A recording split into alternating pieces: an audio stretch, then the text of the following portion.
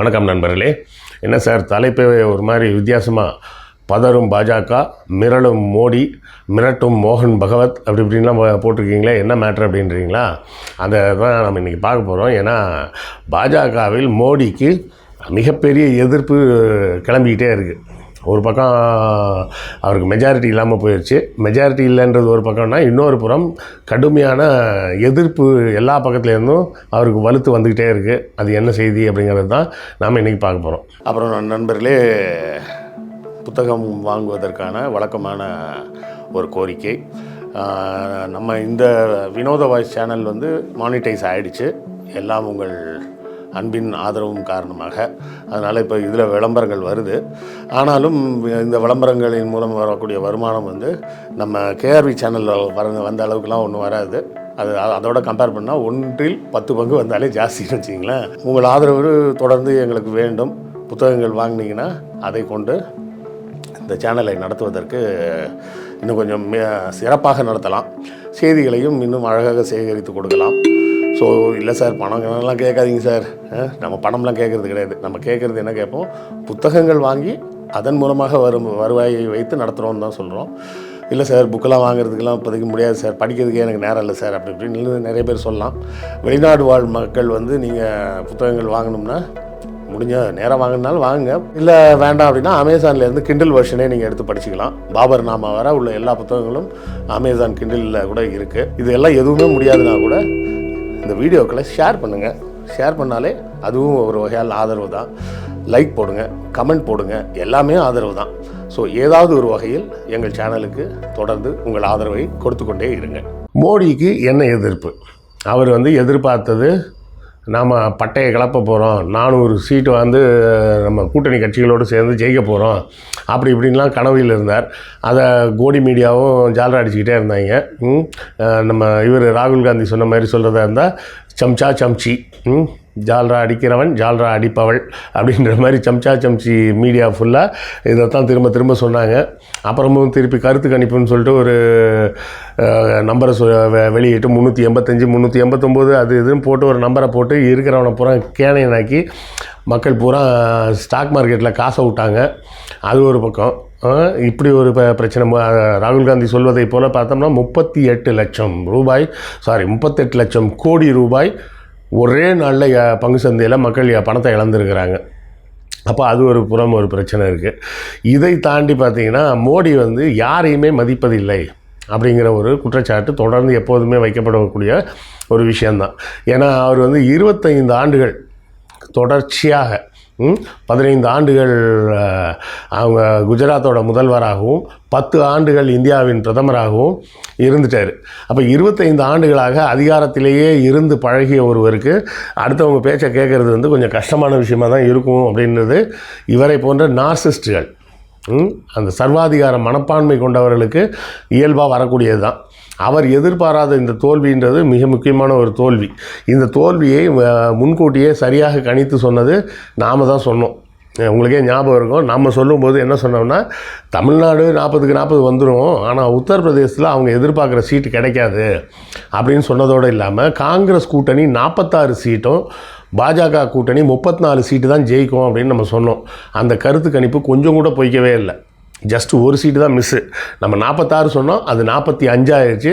34 சொன்னோம், அது 35 மாறி இருக்குது. இந்த ஒரு சீட்டு தான் இந்த பக்கமும் அந்த பக்கமும் இடம் மாறி இருக்கே தவிர மற்றபடி நம்ம சொன்ன கணிப்பு உத்தரப்பிரதேசத்தை பொறுத்தவரை 100% கரெக்டாக வந்துருச்சு. சரியா? இன்னும் மற்ற தொகுதிகள்லாம் எப்படி வந்திருக்குன்னு நம்ம எடுத்து பார்ப்போம். பார்த்துட்டு மறுபடியும் கூட பேசுவோம். அது இருக்கட்டும். ஆனால் என்ன எதிர்ப்பு அப்படின்னு பார்த்தோம்னா, கூட்டணி கட்சிகளில் இருக்கக்கூடிய நிதிஷ்குமாரும் சரி,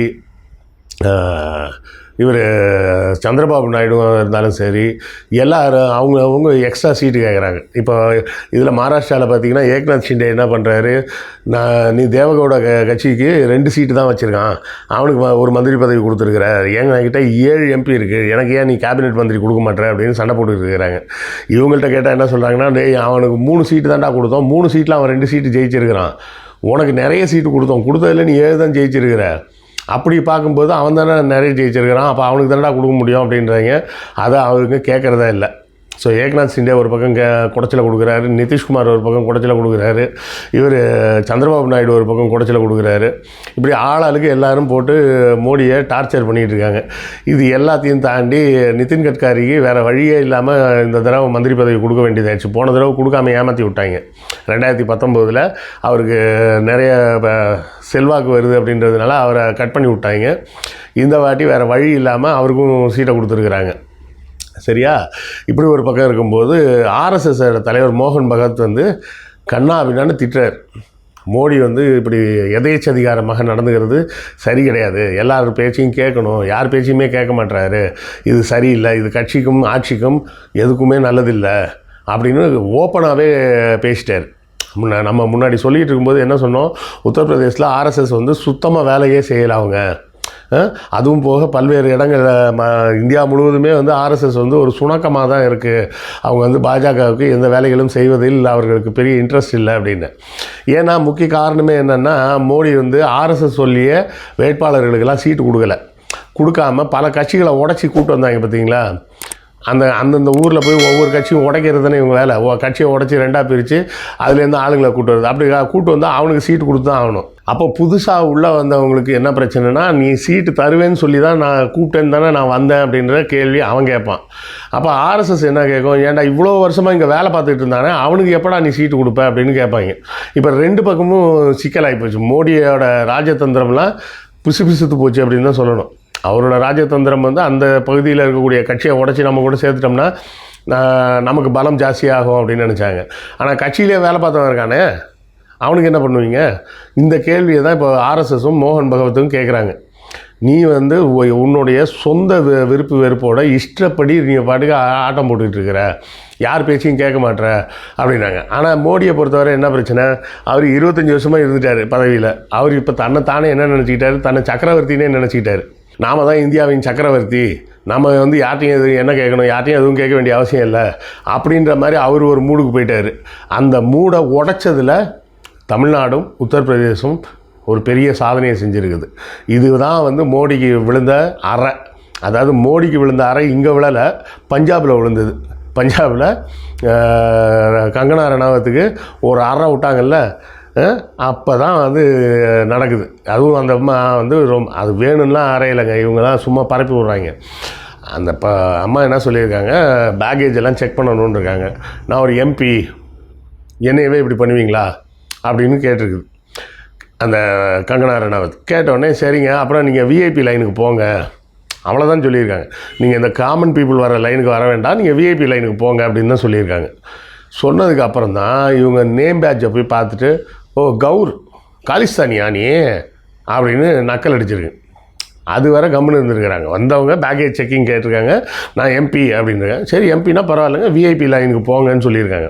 இதுக்கு மேலே மரியாதையை எப்படி சொல்ல முடியும்? சொன்னதுக்கப்புறமும் பேரை பார்த்துட்டு, ஓ கவுருன்னா அந்த அவங்க ஊரில் வைப்பாங்கள்ல, ஏதாவது ஒரு பேரோட கவுர்னு முடியும்.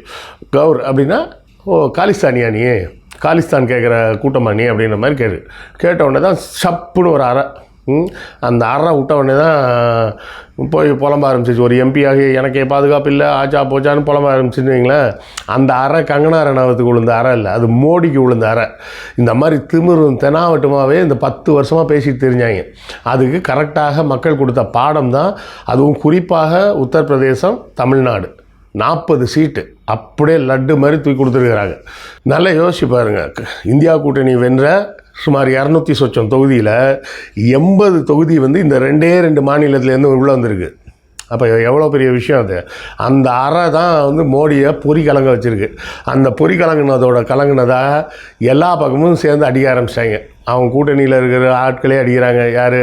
நிதிஷ்குமார், ஏக்நாத் ஷிண்டே, தேவகவுடா, அப்புறம் இவர் சந்திரபாபு நாயுடு எல்லாரும் சேர்ந்து தூக்கி போட்டு மிதிக்கிறாங்க. ப்ளஸ் வந்து யோகி ஆதித்யநாத் கிட்டே வர மாட்டேறாரு, நீ என்ன மாதிரி பண்ணிட்டு போ அப்படின்றாரு. நிதின் கட்காரி திட்டுறாரு, எல்லாருமே திட்டுறாங்க.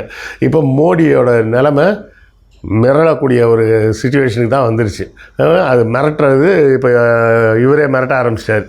மோகன் பகவத் ஆர்எஸ்எஸ்ல இருந்துக்கிட்டு தெளிவாக சொல்கிறார், மோடி இப்படி இருந்தால் சரி கிடையாது. அதுலேயும் இன்னொரு விஷயம் வேறு சொல்லியிருக்காரு, இப்படி இஸ்லாமிய எதிர்ப்பெல்லாம் மோடி பேசுகிறது தப்பு அப்படின்ட்டார். அதுதான் எனக்கு ஒரு ஆச்சரியம். மோடியை திட்டதுக்காக அந்த ரேஞ்சுக்கும் போவாங்களா அப்படின்னு. இந்தியாவில் 20 கோடி பேர்கிட்ட இஸ்லாமியர்கள் இருக்காங்க, நீ பேசுகிற மாதிரி பேசிகிட்டு இருந்தேன்னா அந்த 20 கோடி பேரை கொண்டு போய் கடல்லையா தள்ள முடியும், ஏன் முட்டாள்தனமாக பேசுகிற அப்படின்னு ஆர்எஸ்எஸ்லேருந்து பேச ஆரம்பிச்சிட்டாங்க.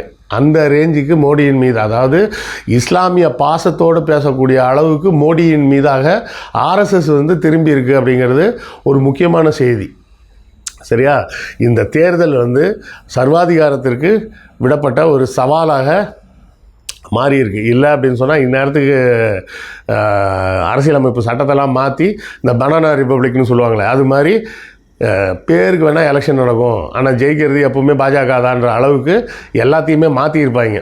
அந்த மாதிரி எதுவும் நடக்காமல் இருந்ததுக்கு முக்கிய காரணமாக இருந்த தமிழ்நாடு எப்போதும் அப்படி தான் நிற்கும் அப்படின்றதுனால நம்ம இப்போ புதுசாக பாராட்டணும்னு அவசியம் இல்லை.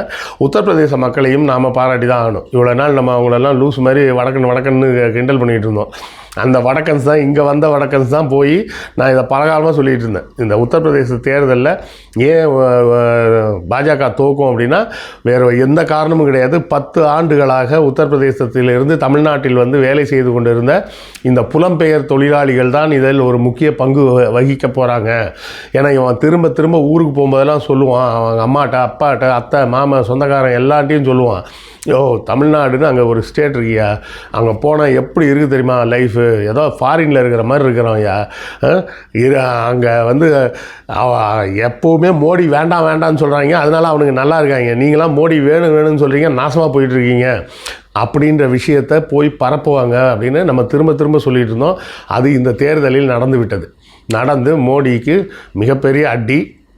அது தேர்தல் மூலமாக விழுந்த அடியை தாண்டி ஆர்எஸ்எஸ்ஸே தூக்கி போட்டு மிதிக்கக்கூடிய அளவுக்கு ஒரு எதிர்ப்பு கிளம்பியிருக்கு அப்படிங்கிறதையும் பார்க்குறோம். இந்த ஆட்சி இன்னும் எத்தனை மாதங்கள் இல்லை எத்தனை வாரங்கள் இல்லை எத்தனை நாட்கள் அப்படின்றதெல்லாம் பொறுத்து இருந்து தான் பார்க்கணும். அடுத்த காணொளியில் சந்திப்போம். நன்றி, வணக்கம்.